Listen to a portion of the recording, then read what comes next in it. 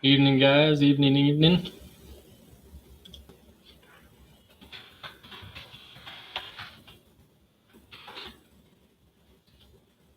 going on with your Friday evening besides hanging out with me?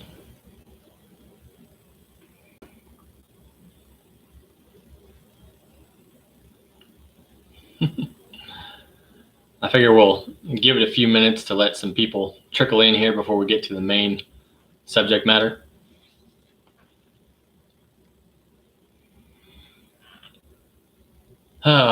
I gotta tell you, I am sick and tired of these thunderstorms. I've had enough. I'm ready for summertime to be here. Not a fan. What's the weather like where you guys are at?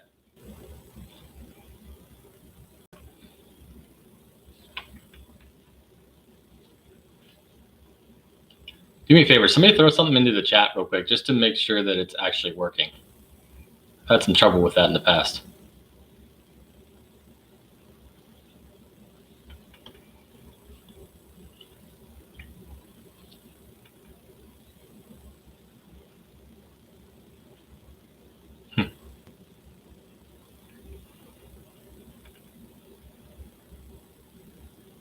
All right.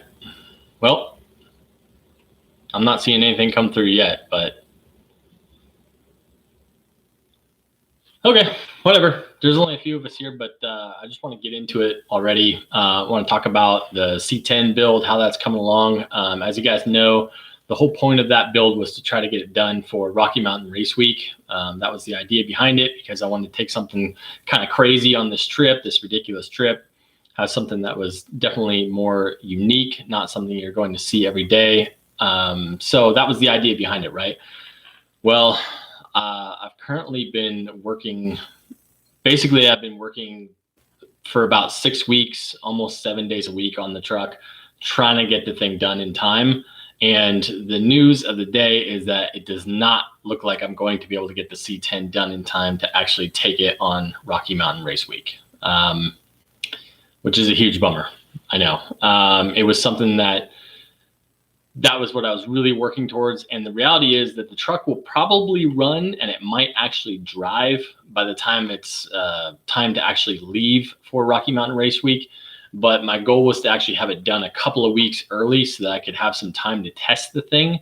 Because if you guys have never had an opportunity to do so, basically you need some time to shake down a brand spanking new vehicle. I've literally touched absolutely everything on this truck. And so I'm not going to have that time to do that. And it seems somewhat foolish to actually take this truck, tow it 800 miles to the start of this race, and then potentially break on the very first day. And then you're out and it's over with and done with. I think I'd rather actually have an adventure with it. And to that end, I think the news is that I'm actually going to be taking the budget Challenger instead on Rocky Mountain Race Week rather than the C10 truck. So the only thing that's kind of a bummer there is that it's not super exciting to take a very lightly modified vehicle on a race, because honestly, the thing should be fairly reliable. This shouldn't really cause me too much drama on the race. And it's not going to be really that fast. I mean, the truck wasn't going to be either, to be honest. Realistically, basically, they'll probably run fairly similar times on the drag strip. But I think it'll be nice with the Challenger just because we'll be able to actually see some verifiable results with the cam swap and the headers and all that. I want to see what this thing's going to run down the track anyway. So this is going to be a good opportunity for me to do that.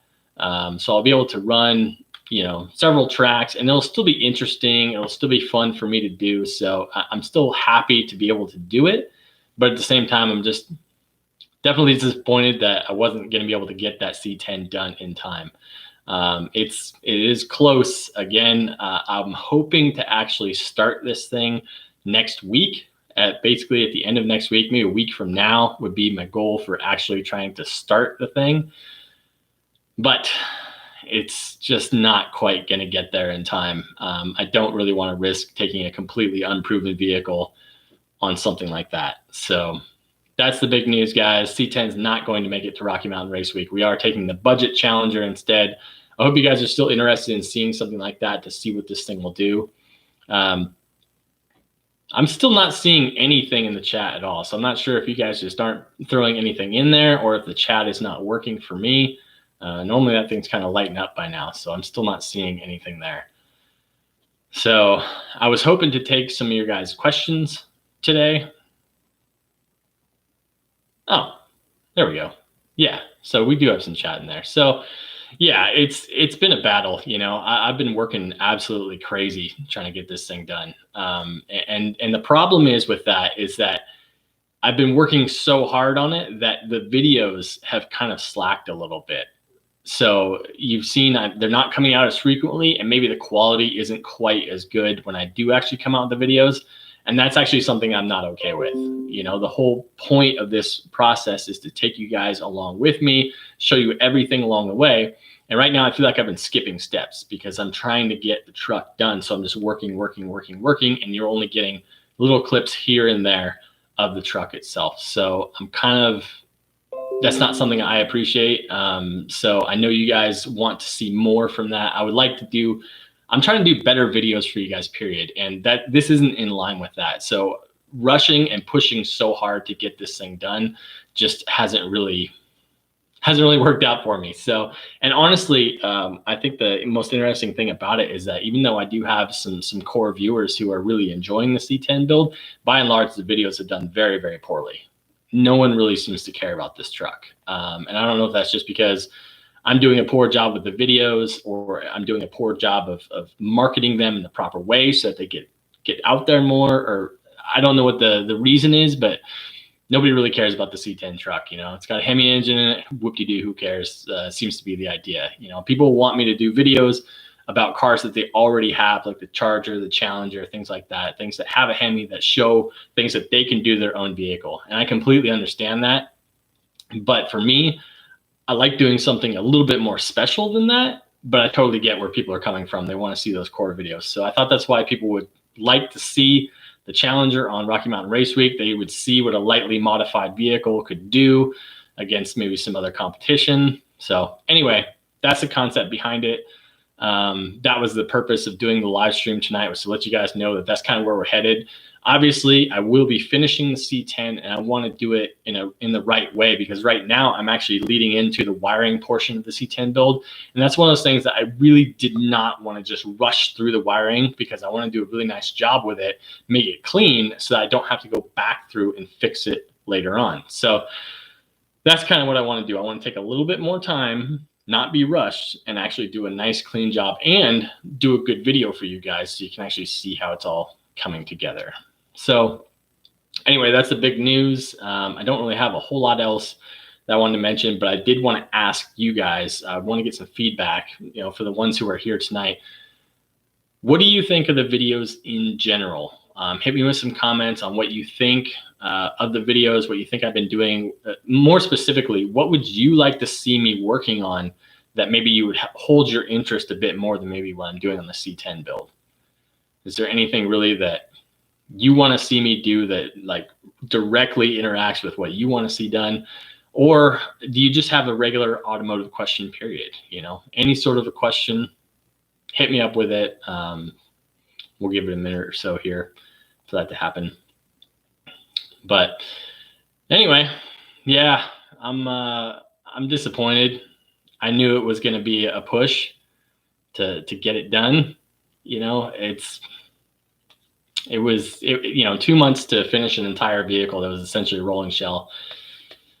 I knew it was going to be a huge push, and I've been spending money like crazy getting parts and everything. So it's definitely unfortunate. I'm definitely disappointed that I didn't make it, but the reality is I could still take the truck at this point. I suspect I would have it running and at least maybe driving by the time I had to leave, and I could still haul it up there. But to be perfectly honest, more than likely something would break on the very first day, and then it would be like, oh, there goes that trip. We're done. So that doesn't seem very exciting. Doesn't seem like it make for good content. The budget Challenger build is a really nice looking vehicle. So I still think it's going to do well video wise. I think people would be a little bit more interested in that.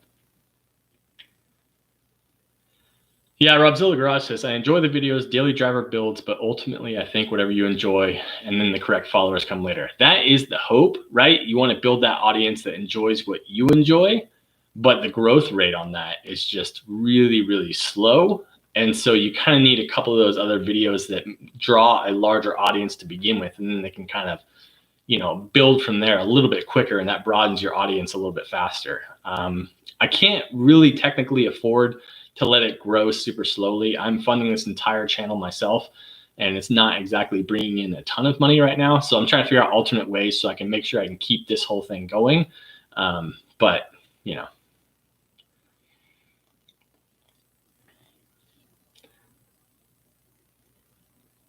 it's funny. There is interest in the C10 build. Like, some people like it.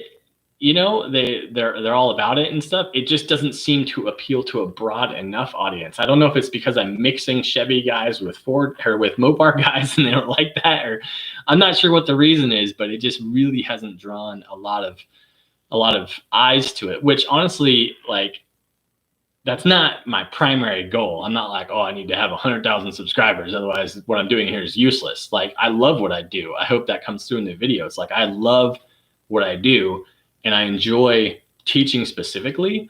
My only concern comes from the fact that I have to keep the channel going somehow, right? And so audience size is a huge part of that, so that I can actually keep the channel going and keep doing what I love to do. Yeah, Eric says the truck project is like trying to fit a square peg into a round hole. Yeah, probably true.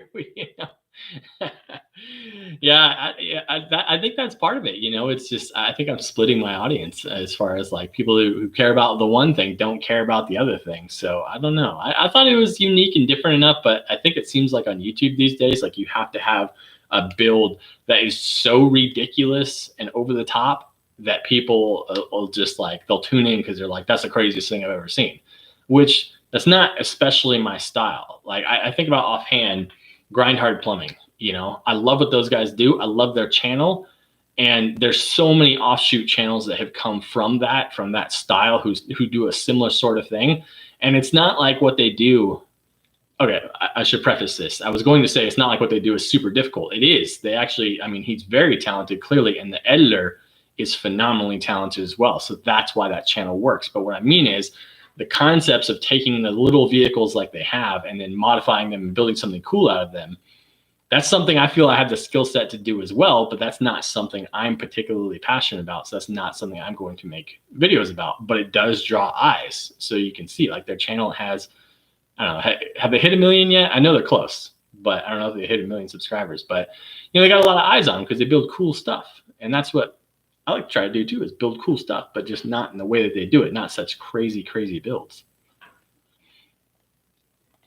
Yeah, things going wrong is always great content. Just got to make sure you get it on camera. That's the hardest part, man. I've been rushing so bad that I've totally been shirking my responsibilities with the camera because I'm like, I don't have time. But it's like, what's the point?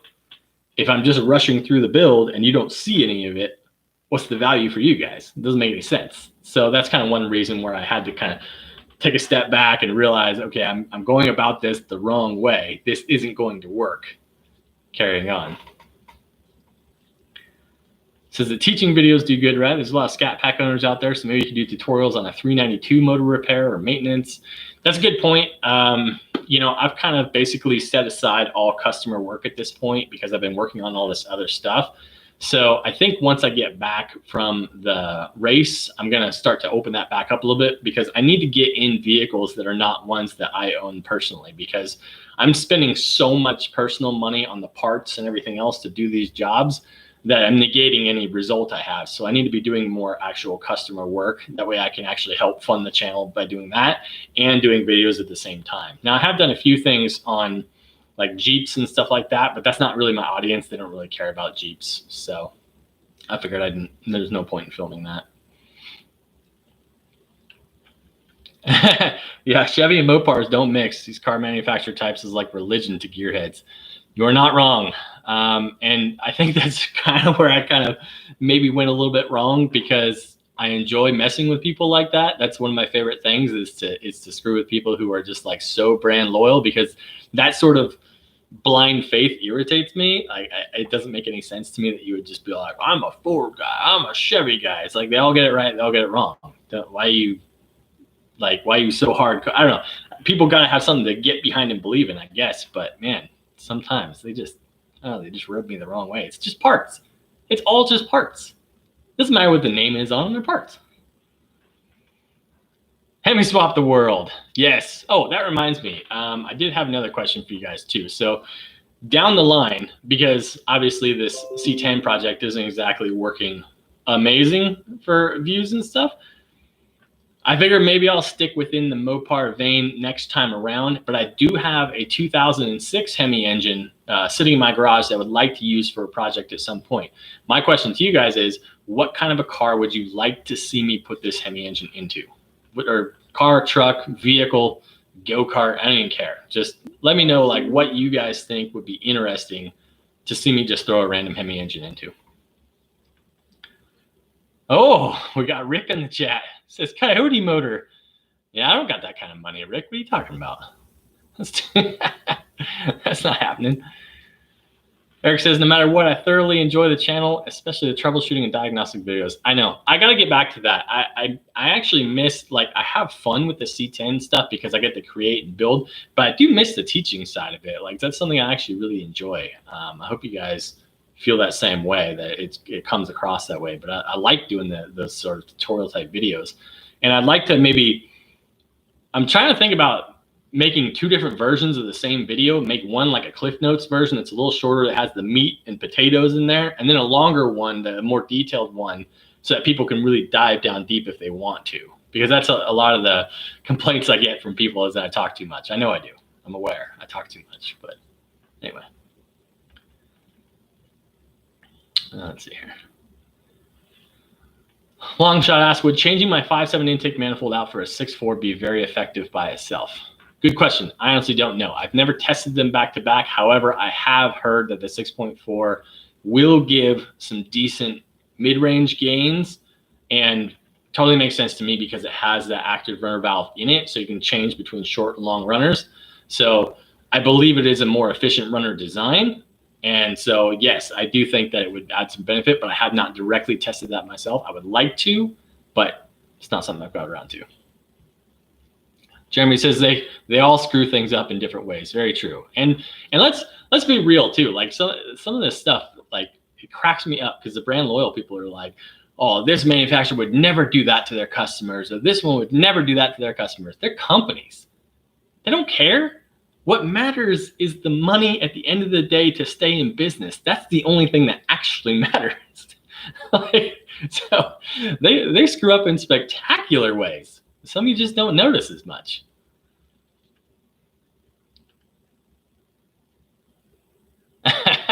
Rob says, I was a Mopar guy until I got gapped by the lightweight cars. Now I'm in a Chevy. No question, Mopar cars are heavy. They are tanks. And I think that's why they're in kind of a different category kind of than some of the other cars. I still would refer to them as like a muscle car more than a sports car because of the weight thing. They're tanks for sure. But it makes them nice to drive. Hemi in a Camaro. You know what's funny about that? I literally would love to do like a full-on mullet-style third-gen Camaro with the Hemi engine in there. But then I run into the exact same problem I'm running into now. I don't know why I have these ideas. I just want to tweak on people. But you know what? It doesn't make sense because the C10 build's not exactly wowing people right now. So I rock Z. I don't think so. It doesn't make a whole lot of sense. Hemi and a Fox Body Mustang, you know, I would love to do that, except for the fact that Fox Body Mustangs are going nuts right now. What is the deal with that? Man, it's, you know, I feel like all of a sudden I've become that old guy where I'm like, oh, back in my day, we could buy that car for $500. Now it's $5,000. But that's the truth, man. Fox Body Mustangs have gone crazy. Like the prices are insane. I'm not even talking about getting a 5-liter Mustang. I mean, even the 4-cylinder ones will have a nice clean roller chassis. Man, they're bringing in big money right now. It's crazy to me. Absolutely blowing me away. But yes, I think a Fox Body with a Hemi would be super cool. Yeah, a lot of people like the Fox Body idea. 6872 F100. I like those trucks. I think they look really cool. I think it's too similar to the C10. You know, not in like direct looks, but as far as the build concept and everything, I think it's very similar. Swapping into a D150. Now, originally my idea was to put the Hemi in the D150 to keep it within the same brand range. So I was looking for a single cab short bed, one of those. They pop up from time to time. But let's be real, that truck's ugly, man. It would be cool. I still think maybe I should have done it because it probably would have drawn a few more eyes to it, but it's just, it doesn't have the iconic looks of a square body, I don't think. Oh, Jeremy, I appreciate that. I'm a mediocre fabricator. But I'm always trying to improve, right? Like my welding lately, I didn't weld for like a year straight because of moving down to Texas and trying to get the shop built and new equipment and everything. So I didn't weld for like a year straight. And then getting back into it, I find myself saying, this isn't my best welds, and I'm getting sick and tired of saying that. Like, that's on me. I got to figure that out. So I got to go in and look at my welding settings. I got to practice and actually get it decent so I can stop saying these aren't my best welds, but like it's really starting to get on my nerves right now. I gotta stop doing that. The thing, if you guys watched some of my videos from way back when, like several years ago, I did some videos about welding. And one of the things that absolutely drives me up a wall when people say it's not pretty, but it's strong. Don't settle for that. Like, that doesn't have to be true.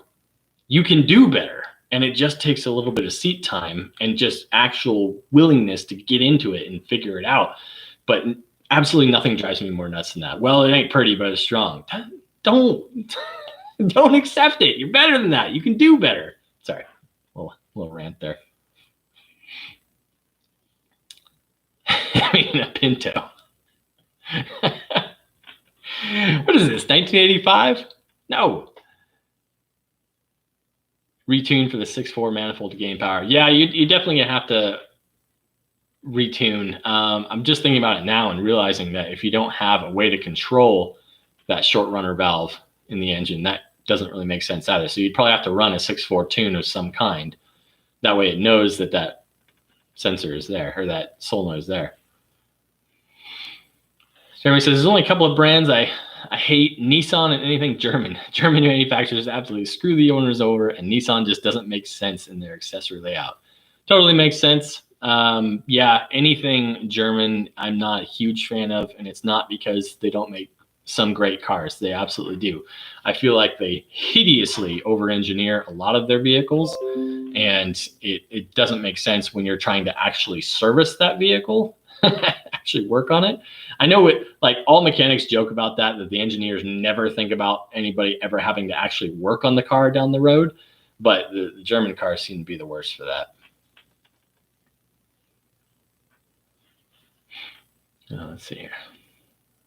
I know I'm on board with the Fox body with the Hemi, but it would have to be the coupe style. I don't like the fastback Mustangs. So here's the deal. To give you a little bit of background, my family was hugely into Fox body Mustangs.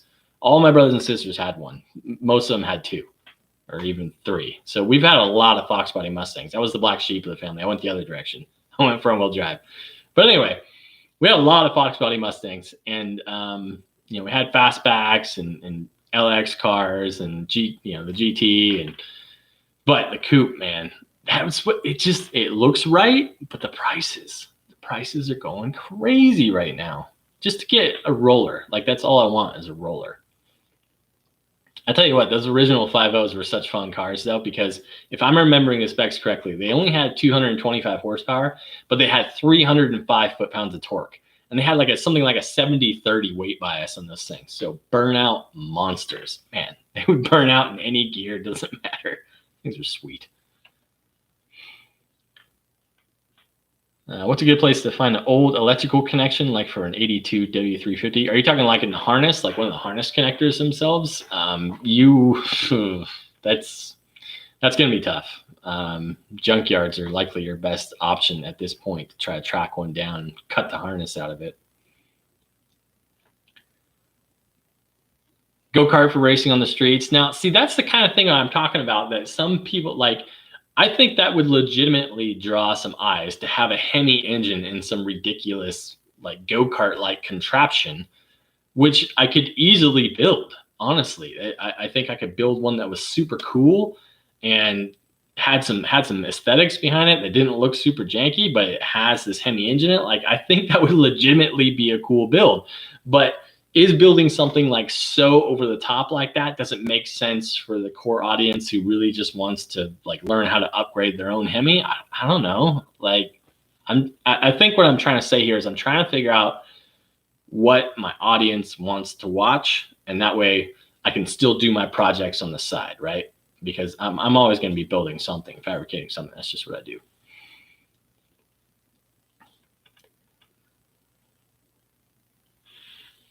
Let's see.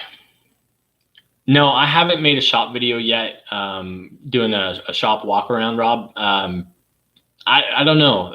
You know, I thought about it, but that seems like one of those things that people might be more into when I have a larger audience, that they'll just watch almost anything. Like, okay, so perfect example of this. I don't know if you guys watch him very much, but I'm a huge fan of Taylor Ray on YouTube. I love what he does. I love his style. He's obviously a very upbeat guy, very positive, does a lot of fabrication type stuff. I feel like he's very similar to me in a lot of ways, a little bit younger, but he's very similar. And I like what he does, but he literally uploaded a video a week or so ago that was 30 minutes of him mowing his lawn and cutting his weeds, and it got like 200 and some odd thousand views. Like, that's how you know you've got a real audience. Don't worry, I'm not going to be posting a video anytime soon of me doing lawn maintenance yet. But does the exhaust sound change after the it's actually a 6.4 cam upgrading to a 5.7? No, because it's not a radical cam change as far as like lobe separation or anything like that. You're essentially just dealing with a little bit more lift and potentially duration or something. So no, it's not going to sound really any different. It sounds almost identical. Jeremy says, I know the feeling. I learned to weld with stick and then learn MIG. Now I want to learn how to TIG. Yes, do so. TIG is the best. And TIG is what really teaches you how to weld. TIG welding will make you a much better MIG welder because you'll understand exactly what it is that you're doing and why you're doing it. So if you can get half decent at TIG, it really elevates your MIG game. Seriously, it helps a lot. And so definitely keep both though. You need, like, they each have their place, and don't just have one or the other, because you'll need them both. Now, convincing your wife that you need two different welders because they do different things, you know, that's another story. But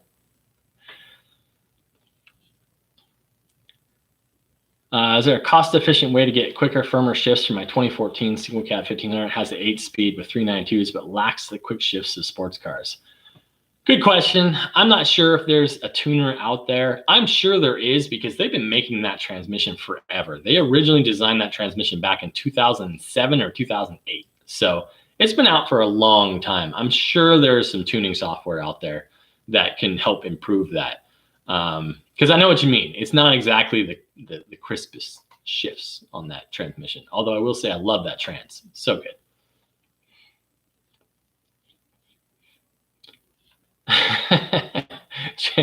Jeremy says, German cars are great for a little while. Nissan builds good power, just not in a way you want to work on. Yeah, that's true. Their VQ engines are super fun. 84 Chevy Caprice or a 77 Dodge Diplomat? Whoa, taking her back. Wow.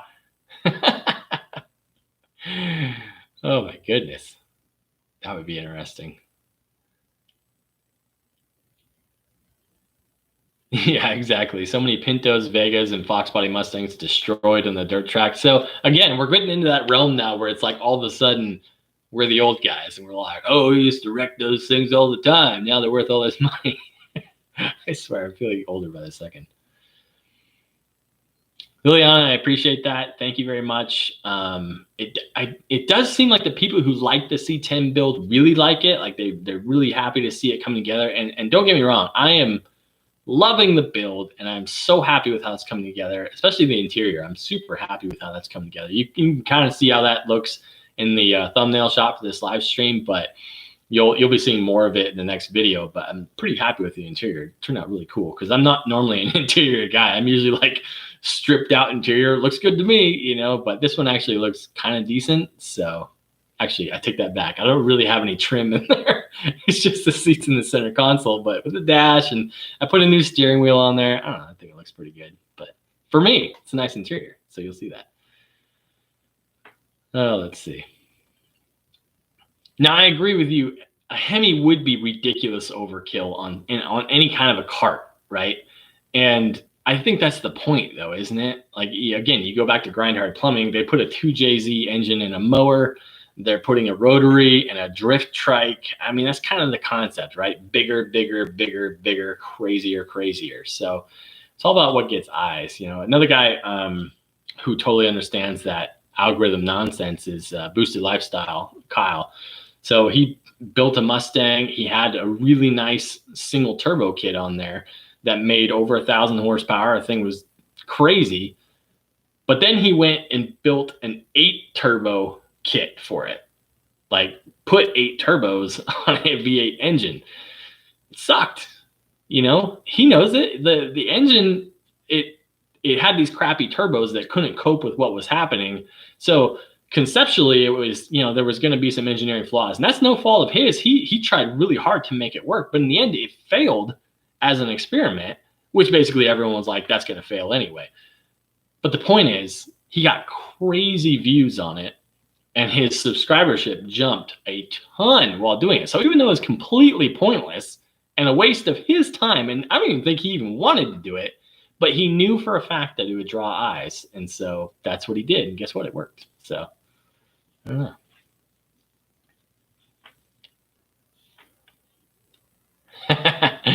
Rob Zilla says, you miss every shot you don't take. Love the J.R. Smith reference right there. Absolutely. I don't know if you know that, but that's the J.R. Smith reference. You miss 100% of the shots you don't take.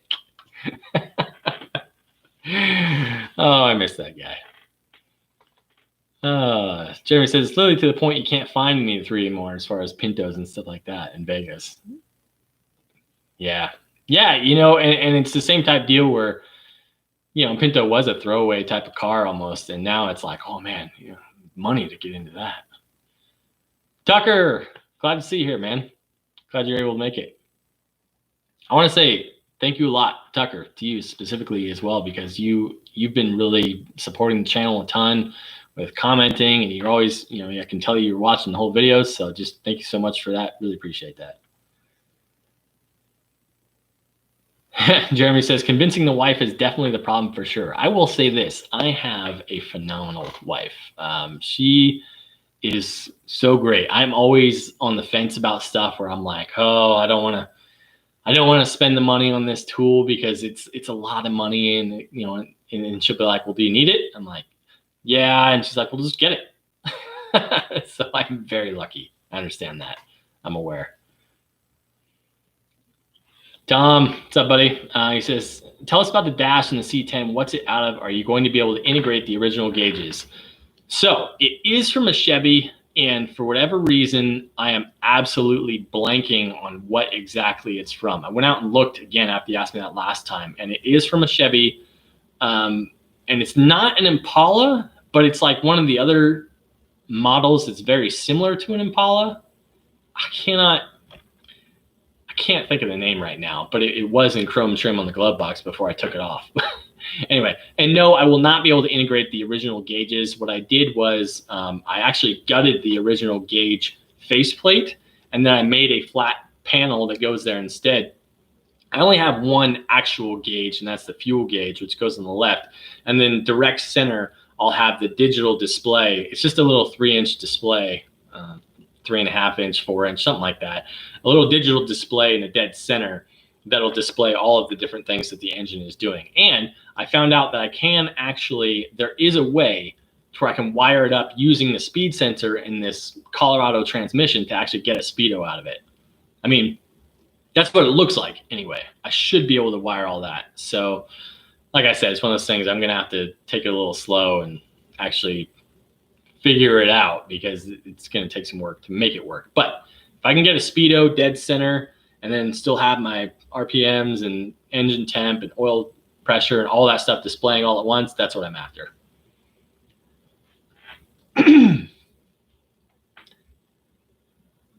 Let's see here. I have not seen the LS go-kart. Hemi powered pencil sharpener. That'll get her done. That's some Tim Taylor stuff right there. Tim the Toolman Taylor. Jerry says, we're all apparently getting the same video suggestions from YouTube. I know all these channels. Yep, I can't deny I'm a YouTube addict as well, and I love this kind of stuff. I mean, it's clear. It's like, my wife always made fun of me when I worked at the dealership because I would work on cars all day long, and then I come home and watch videos about cars. Now I make videos about cars, and then I watch videos about cars. I don't know. That's who I am. Yeah, Tucker, you're not wrong about that. He says hot rodding is all about trying new things, even if people think they are nuts, because sometimes they do work. Totally. And that's why first of all, I like the fact that he did the 8-cylinder or the 8-turbo Mustang, but more importantly, I like the fact that he tried to fix it after it initially did not work. He had some ideas about potentially what could be done to correct the issues that he was having, and so he went after that. And then his engine kind of flamed out after that, and I totally get that. But I definitely respected him for actually trying to fix it first and trying to make it work. That was pretty cool.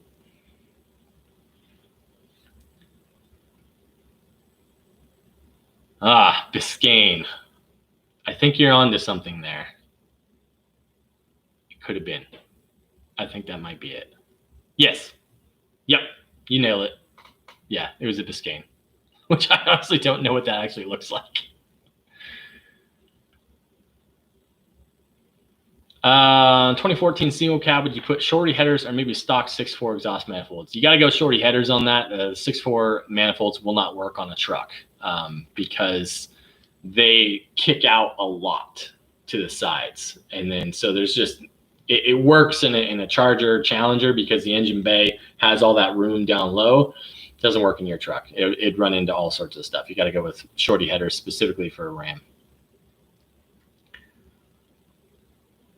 Yeah, it is some form of a 60s dash, which I'm actually really happy about because I hate the stock square body dash. It looks terrible in my opinion. I think it looks really crappy.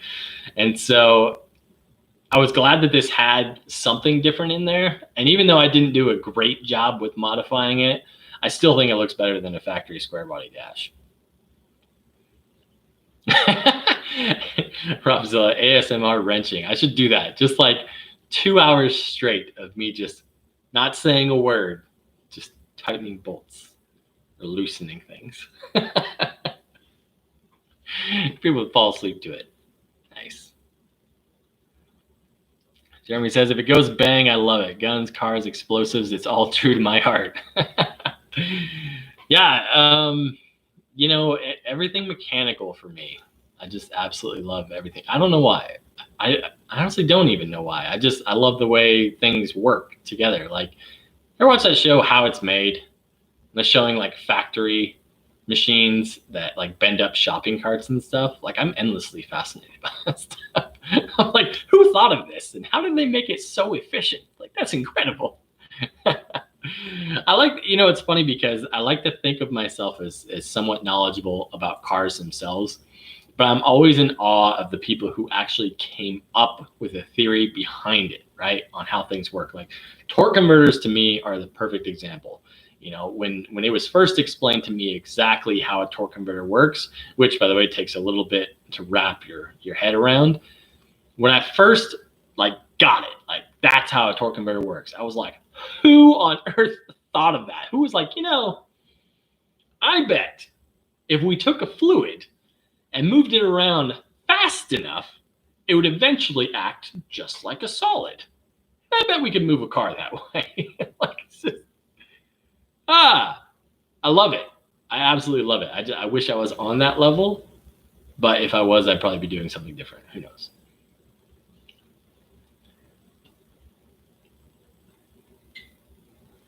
Now it is kind of ironic because I'm not like a gun guy.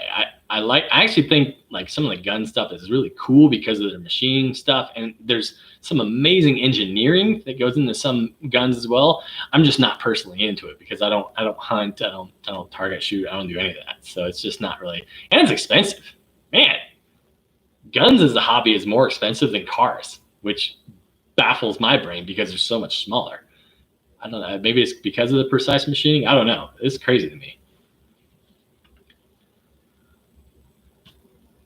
Okay, so Jeremy says in late 60s, the Biscayne was an up model version of the Impala. Okay, so I guess technically it is an Impala then. All right, well, I should have known that. Makes sense. Jose says, I'm about to get an RT pretty soon, one that he can afford. Which year is the best year before 2015? Does MDS delete harm the engine? So I like my 2010 a lot. I think it's a great car. However, they did update the interior in 2013, and I think that's a worthwhile update to have because the interior on mine is very, very old-ish looking. I think the newer style interior very much updated it, and I think it's worth finding a 2013 model if you can. Does deleting the MDS harm the engine? Absolutely not. No, it does not. You will of course have to change your lifters to the regular hydraulic lifters, non-MDS. You have to get rid of the MDS solenoids, replace those with blockout plugs, and you'll have to install a tuner that will remove the MDS system from operating. But as far as mechanically, absolutely not. It does not harm the engine because the exact same setup is on manual transmission, Chargers, Challengers, whatever. So as long as the manual, it doesn't even have the MDS system. All the ports are still there in the block and everything. They just don't use them. So no, it just makes it act like 8-cylinder all the time. Yeah. You know, like I kind of get it on the C10s with that stock square body dash. Like the truck is called a square body, right? So it makes sense it has this blocky square dash in there. But it was kind of they were getting away from the metal dash and they were bringing in this new plasticky dash, and they just shot for the moon with it. They're like, let's give it all the plastic. And it was like, okay, no, back it back down. How it's made in modern marvels. Absolutely. Man, stuff like that is so stinking cool.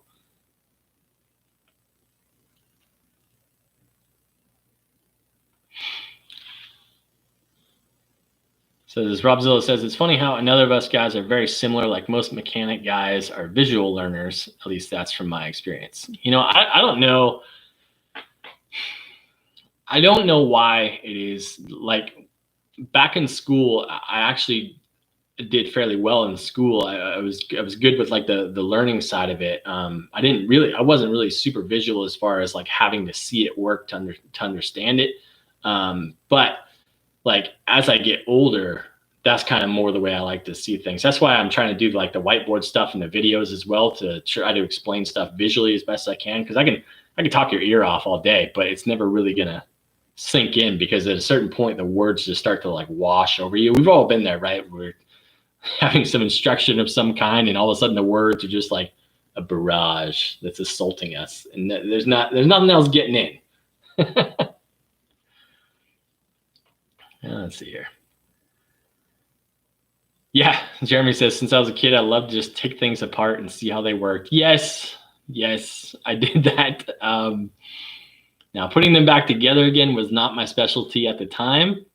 Maybe it is now, but at the time, I don't know, you take stuff apart and a little spring pops over here and this gear fell out over there, and I guess there's those parts in there. That's as far as it went. Koenigsegg, torque converter, free valve stuff. Yes, totally agree with you, Tucker. Very cool stuff coming out of Koenigsegg. There's a guy on YouTube right now who basically took that free valve tech and he put it on a Miata engine, and that's actually super cool. I don't remember his name right now, but the first video he did on it went pretty big. So if you look up Koenigsegg free valve on an engine or on a Miata engine or something, it'll pop up. And that guy is stupid smart. Like, I don't know what he does for a day job, but he designs all his own circuits for what he does and 3D prints everything. And he's just a totally normal dude, but crazy smart. I don't know why he's not doing something a bit crazier. It's fun to watch though. When did they switch to the ZF Trans? Man, that's a good question. I'm trying to remember now when that happened. In the trucks, I want to say it was 12 or 13, but I'm not positive on that. Somewhere around there, right around 12 to 13 was when they switched to the 8-speed. Which I did go to the class on that when they very first came out with that 8-speed trans, and I'm like, oh my god, here we go, 8-speed trans. This is when it's going to be super fun. And we took it apart, and inside there's an aluminum drum that's about that long, and it has all these holes drilled in it through the outside of it. And I swear to you, it looks just like a suppressor on a gun, the end of a gun, but gigantic. And it has snap rings in it, like all drums do inside transmissions. And basically, to get those snap rings out of the end of the drum, you have to install these little steel keepers over the edge of the aluminum drum so that it won't damage the aluminum when you take the snap rings out. And I'm sitting here like, what are we doing? I'm like, if this thing is so fragile that we have to install these little steel keepers just to take the snap rings out, how's this transmission going to live? Well, guess what? I'm completely wrong. Those things are stupid reliable. Love them. Literally, I took that class 9 years ago, something like that, and I have never actually taken one apart since. That's how good they are. It's crazy.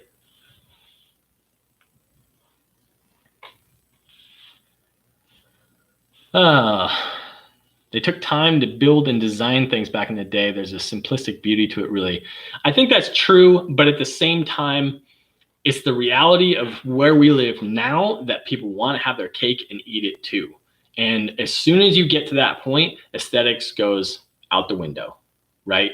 Like you can't make something beautiful and complex and efficient. That's just my opinion. Like there's going to have to be a compromise in there somewhere. That's why all engines look terrible today. They're no longer aesthetically pleasing. They hide them all underneath an engine cover because they're just not pretty to look at anymore. But they are efficient and they are like crazy powerful. And for the most part, they're very, very reliable.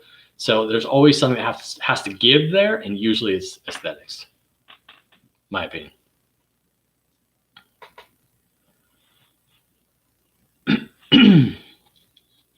Nag 1 transmission work videos might be big on views. Yeah, and again, that's part of, I've got to get some vehicles in that I don't own personally and start doing some work on them. I do want to give a few Nag pointers out there because by and large, the Nag is an awesome transmission as well, but there are just a couple of things that really will hang people up on them.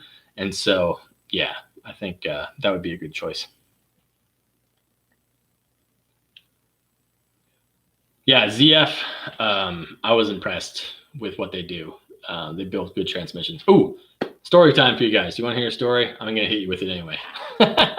So when the Jeep Cherokee came back out, when they reintroduced it in 2014, I want to say. It's 2014 or 2015. I think it's 2014. Anyway, they decided that they wanted to have a 9-speed transmission in this thing. That was kind of the whole thing. Everyone was amping up their transmissions at that point. More gears, more gears. You guys know the Ford has a 10-speed now. Anyway, they commissioned that transmission through ZF because ZF did such a good job on that 8-speed, and Chrysler was really happy. So they said, okay, well, we'll go ahead and get this. We'll go ahead and get this 9-speed from ZF. And so ZF designed this transmission, and it was all working pretty well on the early models that were coming across. And like, Chrysler's like, fantastic, we'll build it ourselves. Thanks. You give us the specs, we'll build it.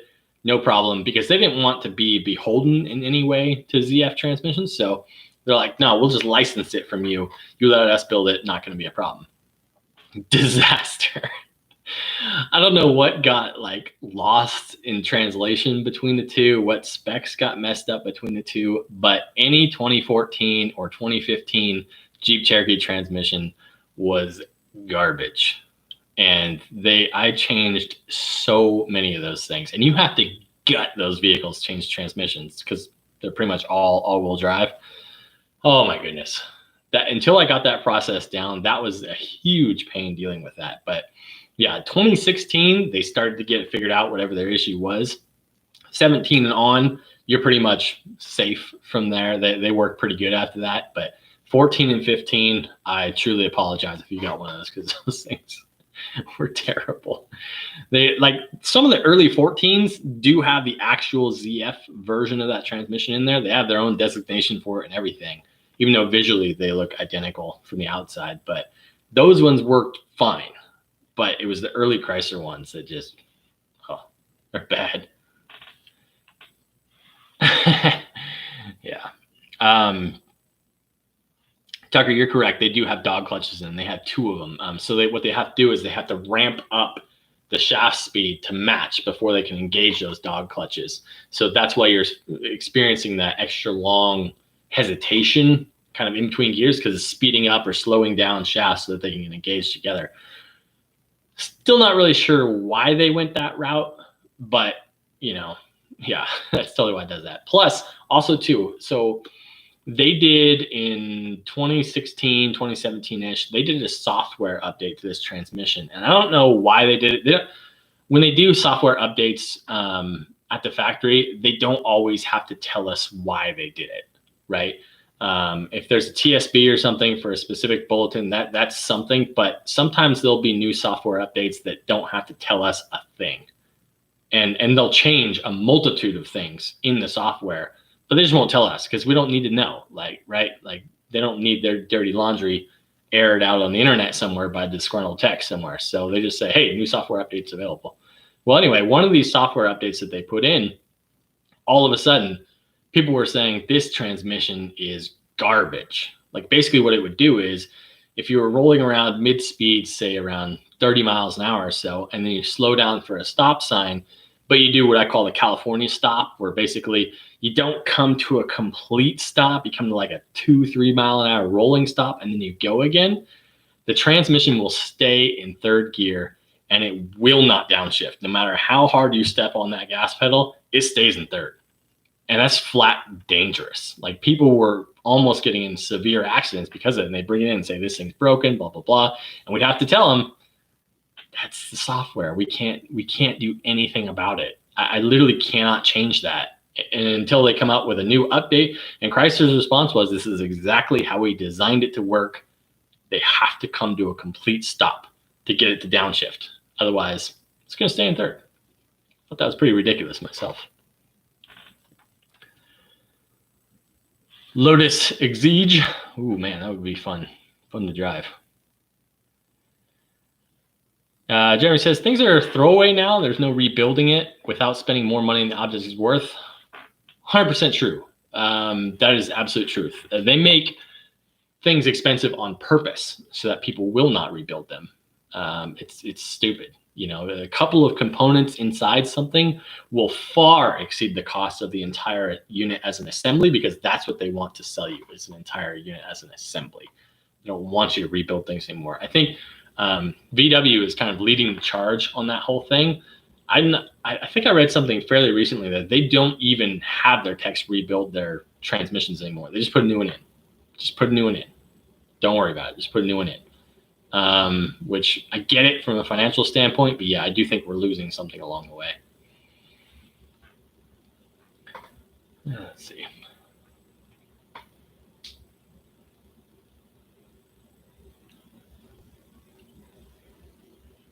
Yeah, talking about Lotus, pure, raw, unfiltered, manual steering, noisy cabin, vibrates a lot. Perfect. Yeah, it's definitely about what you're into, right? Do you want it to be more of a visceral experience when you're actually, you know, driving the thing, or do you want it to be a bit more comfortable? One of the issues I had early on in my career was I was working at a Dodge dealer that was also a Chevy dealer, and so it was a Cadillac dealer as well. And we got these people who would transition from a Cadillac into a Dodge, and they'd be like, this transmission's terrible. It's the worst shifting transmission I've ever had. And it's like, well, I mean, to be fair, the shifts are actually precise. Your Cadillac just goes, yeah, shift into the next gear, right? But it was buttery smooth.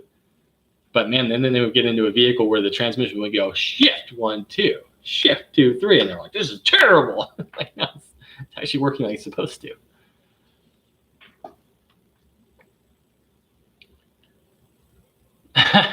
Yeah, the sound of the Eaton supercharger a foot behind your head was intoxicating. Yes. So, by the way, something else to add to that Hemi engine I've got sitting around, the 06. I have a Eaton M112 supercharger from a Ford Lightning that I was going to custom fabricate an intake for the Hemi to put on there. That was what was originally going to go in the C10 before I picked up the 392 for it.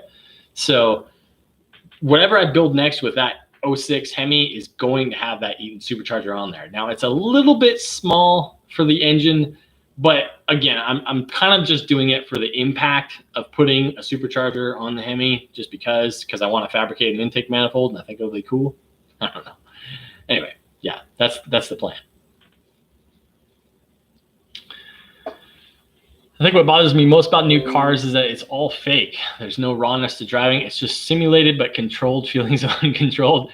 Jeremy, you have no idea how correct you are. My favorite thing to say is that the new cars give you the illusion of control. So what I mean by that is, with the drive-by-wire throttle and traction control and everything else, like most transmissions now have automatic transmissions have a manual mode to them where you can switch it into manual mode. You can change through the gears however you want, sort of. If the PCM decides that the choice you made is not a good one, it won't let you do it. Like if you try to downshift before the engine itself is ready, or you're trying to downshift too soon with the paddles, it's like, nah, I don't think I'm going to do that. Same thing with the electronic throttle. You say, I want 100% throttle, and it says, well, I kind of think you're really looking more for like 70%, so I'll give you that instead. It drives me crazy. That's one of the things I'm excited about getting this C10 going, is that I can change basically all that stuff, and I can make the electronic throttle basically one-to-one. Whatever I tell it is what it's going to give me, and I'm excited to see the difference between that and driving, like, say, the Challenger that I've got. Right, James says, I have a SRT 392. I have a Hellcat throttle body for it, not installed yet. I want to take my stock intake and port it and polish it myself. Would this be good enough for the 92 millimeter Hellcat throttle body? You know, I don't know if it's worth porting the intake or not. I don't know that there would be gains to be had from that would be noticeable. Maybe. I would like to see a dyno if you do it, though. That would be interesting. But honestly, I'm just not sure if it would work. If it would be worth doing, like worth your time.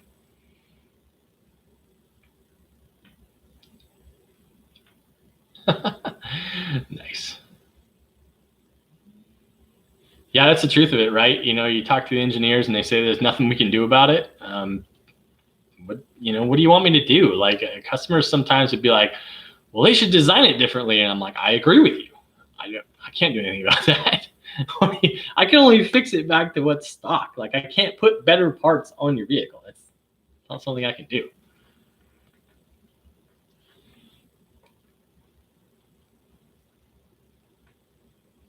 Mike, I have never seen that before. A Hemi valve spring not having the correct installed height to where it's spinning on you with the keepers installed and everything. Like, that's crazy to me. That's definitely a casting error with that. Like, that's pretty cool, actually. I love stuff like that, like super oddball stuff. Like, that's super cool. I enjoy that. That and like super catastrophic failure, that was always fun too. Like, I always want to shake the person's hand, but like, how did you do this? Because that was impressive. Like, you wrapped this thing up bad.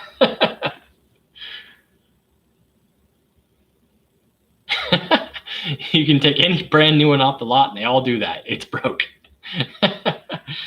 You know, an interesting thing about the Hemi engine, you know, I'm sure you guys know this, but basically, like, every Hemi I've ever driven ticks in some form or fashion. You know, it is a characteristic of the engine. The injectors are loud on these things, so they tick a lot. They tick on startup. You know, they just do. I don't know. The brand spanking new, 2 miles on them, they tick. And so that's why it's kind of hard when everyone's like, ooh, the Hemi tick. It's like, which one are you talking about? There's like 5. And some are perfectly normal and they don't harm the engine at all, and you're fine. You just keep driving the thing, you know. But Everyone gets freaked out about it.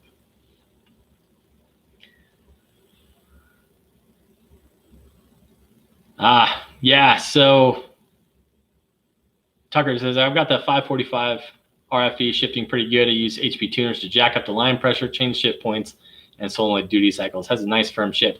Yeah, and it's totally about like what you like out of a transmission, because I know the 545, and that thing is pretty soft overall. That thing is pretty, yeah, it likes to smoothly change gears. So I bet that's a nice increase.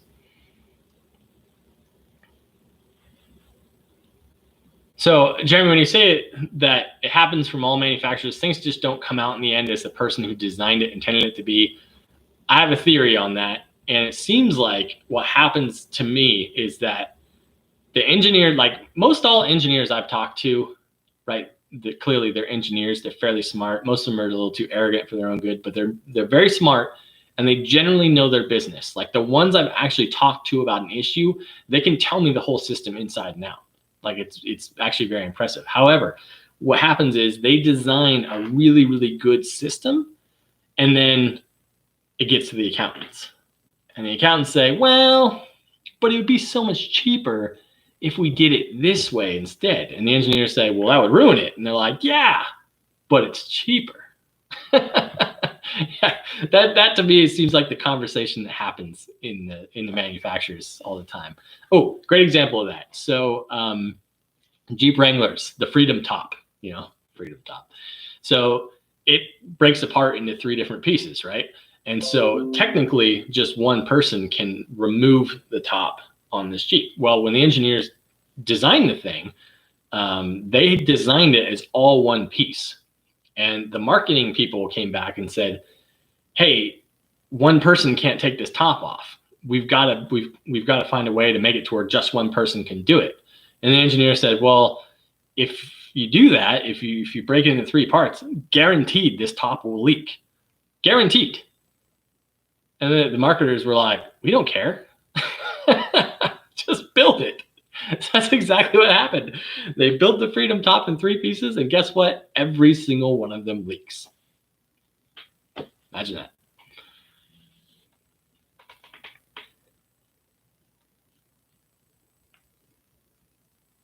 Okay, let's see.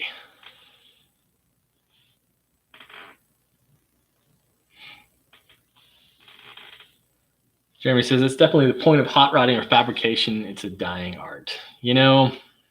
I feel like it's changed. I think maybe like the way in which people go about it is differently. It's done more with computers nowadays, clearly, more techniques. But I'm kind of on board with some of this stuff. Like if you think about the Huna truck, when they built that, I saw that at SEMA in 2018, and they had a full, was it carbon fiber? I think it was carbon fiber intake that they had 3D printed.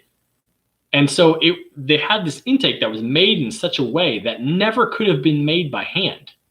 They had to design it using this 3D printer. And I was just like, that's the coolest thing I've ever seen. Like, how cool is that we live in an era where you can design something that you couldn't physically make yourself, but you can make it in this other way that with new technology. I thought that was really cool.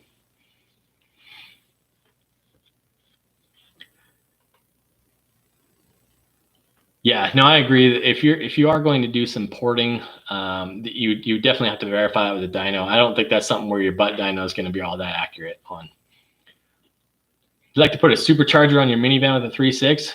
Yeah, I don't really blame you there. Okay, so that's another potential project down the road. If you guys are aware or not aware, that Pentastar V6 engine, the 3.6 engine, it has the exhaust manifold cast into the head itself. So the exhaust port on the head is just a rectangle. That's all it is. That the exhaust just bolts straight to that. Now what this means is, rather than having an exhaust bolt to it, you could bolt a turbo directly to it. And they actually developed that engine in conjunction with Maserati. Maserati has that engine in some of their vehicles that comes factory with a twin turbo setup on there. Love it. Think that's awesome. Now, I have a couple of flanges, exhaust flanges, cutoffs from vehicles I've worked on over the years for that Pentastar engine that I could very easily convert into mounts for turbos. So I would love to do a Pentastar twin turbo setup. And what I was thinking was if I did it in a more modern, like a 2015 Ram 1500, because there's a lot of room in the engine bay, the engine is set back really far, but I could move the turbos up forward so they're a lot more visible. And I thought, you know, a single cab, short bed Ram 1500, like a 12 to a 15, something like that, with a twin turbo V6 in there. I thought that'd be kind of cool. I don't know if you guys would be into that, but that'd be awesome.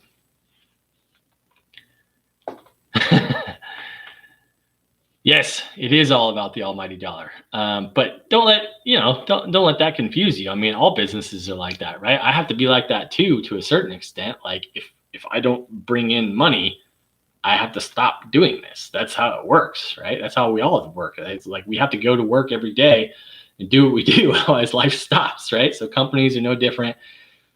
In the end of the day, as long as they have enough money to keep going the next year, that's literally the only thing that matters.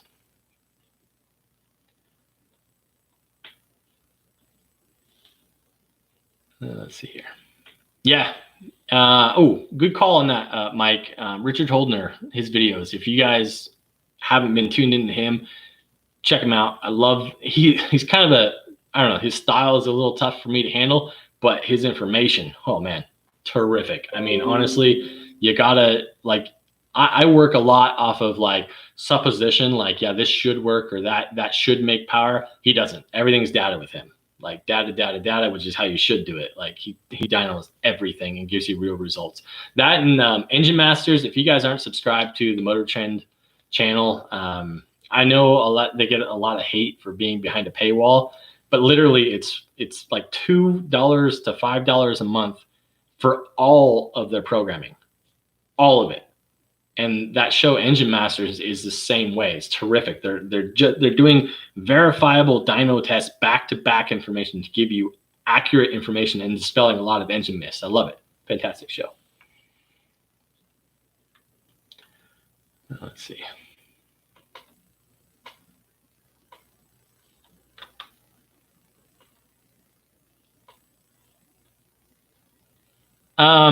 No, don't change the valve body on your Ram with the 8-speed.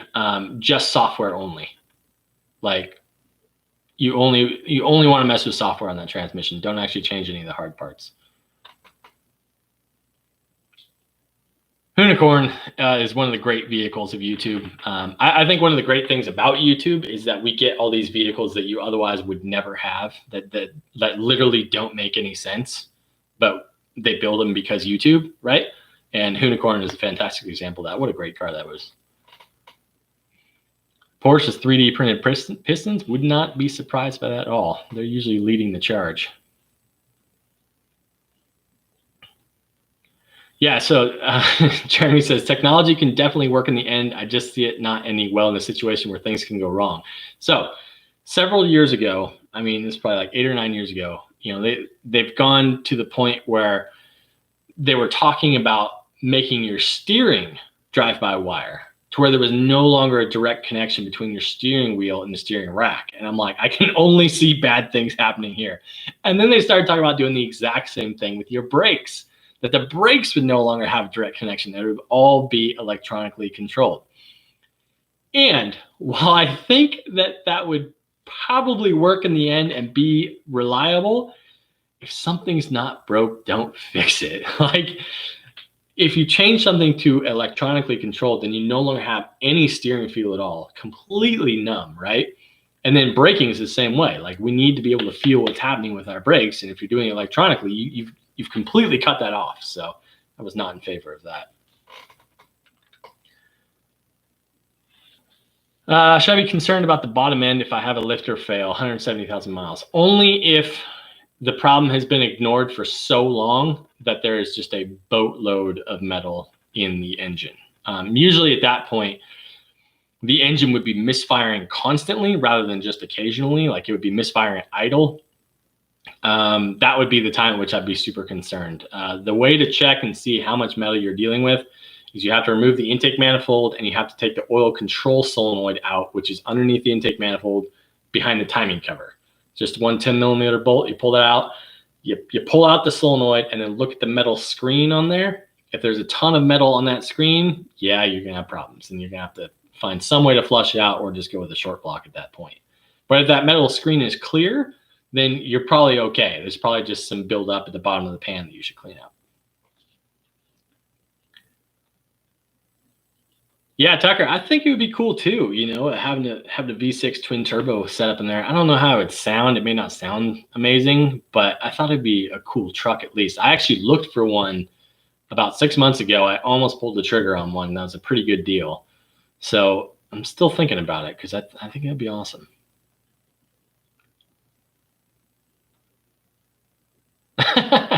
So Jeremy says, my technology experience from today and helping another tech is don't feed things through 4 modules to actuate something as simple as an AC compressor clutch. You are not wrong, sir. And what annoys me about that is how all of the systems are tied to each other so intensely that when it sets a code in one module, it sets that same code in 10 other modules. That is not necessary. If you want to have one backup module that it'll ping that code to, that's fine. I don't need to know from 15 different modules that the radio isn't talking. I know that. I get it.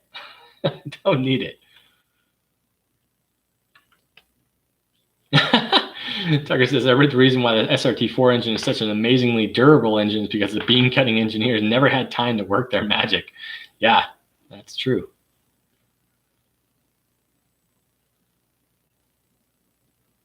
Oh, interesting about the C8. I didn't know that. Nice. All right, guys. I think I've already gone on a lot longer than I was going to, but I think I'm going to go ahead and draw it there. Really appreciate all of you guys chiming in. And I want to say before I go that I literally can't believe that we did pass 10,000 subscribers. This has been absolutely phenomenal. And again, like you guys have here, you're supporting the channel so well.